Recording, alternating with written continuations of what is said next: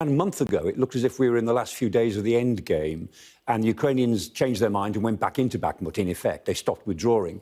And it looks as if we're back in that end game now. And the Russians, too, they were on their way up the E40 from Bakhmut towards Kramatorsk and Slavyansk, and they didn't get very far. And they went back into Bakhmut in even bigger numbers. And so they're fighting now in the centre of the town. The key issue is there's only one road out for the Ukrainians, the T0504 to Konstantinivka in the southwest. As and when they lose the access to that route, they'll have to withdraw. They really have got to get out if that road is impassable to them. And I think we're within a few days of that happening now. But what's really going on, forget about Bakhmut for a moment, Avdiivka in the south. The Russians have been transferring their good troops from Crimea in the north, where they've had airborne troops and troops from the 36th Combined Arms Army. They've been withdrawing them south, and they've really done the same to Avdiivka as they've tried to do to Bakhmut. They've reduced that place to rubble. And again, that's got no great strategic value, except that it draws Ukrainian troops away from further south, which does have strategic value. So the Russians really want to get Vuhledar further south, not actually marked on that map, but they do that by attacking Avdiivka to stop the Ukrainians putting so many troops into Vuhledar. All of this is playing for time. The Ukrainians are defending every inch as far as they can because they're playing for time for their big offensive, which won't start until the weather changes, until the ground is drier for the armoured forces that they've been assembling. It certainly has been grinding on there for months and months, the front line barely moving at all.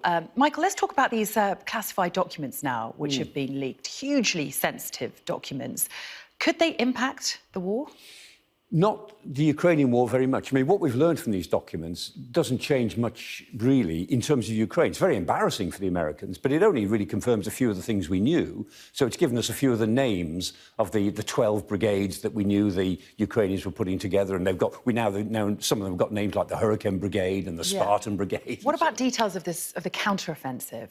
Well, this is the point. The Ukrainian counteroffensive itself, we can see the size and shape of it. We don't know what the Ukrainians are going to do with it, nor should we. It's their decision how they use this. But this counteroffensive, when the weather changes to allow their armour to move more easily, I'm sure that's when we'll see it somewhere. And the Russians, I'm pretty sure, are holding back some heavy metal because they'll need to counter the counteroffensive as and when it comes. And these documents don't make a whole lot of difference to that. But they're very embarrassing for the Americans because these documents were synthesised intelligence reports. They weren't raw data. They were the synthesized reports from all of the agencies which goes to the government. And they were also all derived, or mainly derived, from signals intelligence, not human intelligence, which is an important distinction.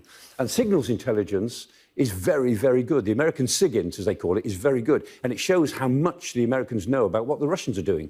But it's embarrassing for the Americans in other places, like over relations with Egypt or Iran, over Korea, in some relations with their own allies in Europe.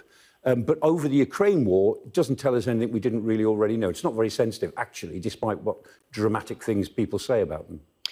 Now, on one of my visits to Ukraine last year, we went to an area that was completely contaminated by mines, and it's really impacting how people live there, even after areas are liberated.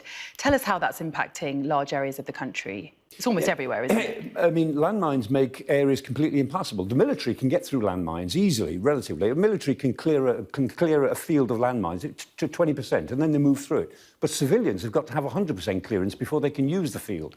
And we were talking today about Kharkiv. The whole oblast of Kharkiv has got hundreds of thousands of mines planted across it. And they're as small as these things. This is a Russian butterfly mine. Very small charge, about 4 grams of charge, and it's liquid explosive, which is in the wings of the mine. They're not planted by any persons. They're dropped by aircraft or by shells, and they scatter everywhere. And they're not designed to kill, they're designed to blow somebody's leg off. Because in battle, a wounded soldier is more of a problem than a dead soldier. And the point about landmines is that there are about 110 million of them in the world, extant, all over the world. Every year, about 100,000 mines are lifted by great charities like the Halo Trust, these people who demine. 100,000 a year are lifted, and 2 million a year are planted, are sown. And so the planting of mines is very common in warfare. The Russians are not part of the treaty, the Ottawa Treaty, which bans the use of anti-personnel landmines. Neither, I have to say, are the Americans. But the Russians are not part of it, and they've just sown mines like there's no tomorrow all over Kharkiv. And whatever it does to the military, it makes those areas unusable for civilians, it makes them unusable for agriculture until they're cleared. And it will take years to